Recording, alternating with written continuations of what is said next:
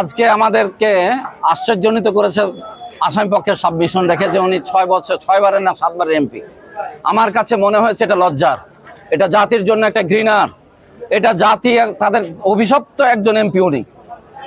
উনি 7 বছর চর্যকৃত ভোট নিয়ে অনেকবারই ভোট হয়েছে, কিন্তু প্রতিটি ভোটে সে হেরেছে।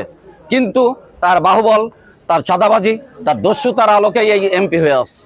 আল্লাহ আজকে আমাদেরকে অনেক সৌভাগ্যবান, আমরা যে এরকম একজন চোরের আপত্তি দিতে এসেছি, এরূপ একজন বিরোধী যারা ভোট চুরি করেছে তাদের আমরা আপত্তি দিতে এসেছি। এই ভোট চুরি করা এমপির আজকে আপত্তি দিতে এসেছি। তার জামিনের আবেদন নামঞ্জুর হয়েছে এবং সে চাঁদাবাজি করেছে, চাঁদাবাজি প্রমাণিত হয়েছে, মামলা এজাহার হিসেবে গণ্য হয়েছিল। আমরা আজকে অপোজ করলাম, এই অপোজের পরিপ্রেক্ষিতে লার্নেড কোর্ট সন্তুষ্ট হয়ে জামিনের আবেদন নামঞ্জুর করেছে, তাকে CW মলে জেল হাজতে করেছে।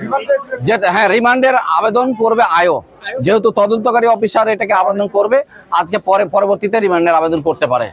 আজকে শুধু চাঁদাবাজির মামলাটাতে এখানে শুনানি হলো। আগামী সামনের ডেট পর্যন্ত 10 তারিখ পর্যন্ত উনি জামিনের আবেদন নামঞ্জুর হয়েছে, পরবর্তীতে কার্যক্রম আপনাদেরকে জানিয়ে দেওয়া হবে।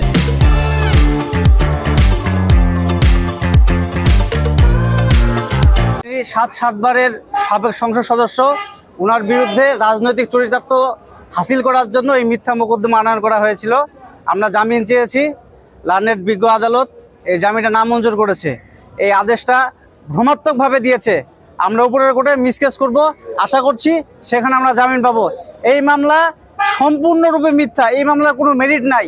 ঘটনাস্থল কোথায়, কিভাবে চাঁদা দাবি করলো, কে চাঁদা দাবি করলো, কে কোন পার্ট প্লে করলো, কোনো কিছুই নেই। আমরা অতীতে দেখেছি এই মামলাগুলো জামিন চাইলে আমরা স্বাভাবিক নিয়মে জামিন পাইতাম, কিন্তু কোনো এক অজানা কারণে আজকে জামিন নামঞ্জুর হয়েছে।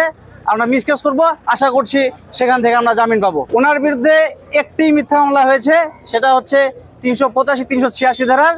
জনাব হাবিবুল ইসলাম বাবলুর নামে জনৈক এক ব্যক্তি এই মামলাটি করেছিলেন আর কি। জি, আজকে সেই মামলাতে গ্রেপ্তার দেখে ওনাকে এখানে জামিন শুনানি করেছিলাম আমরা।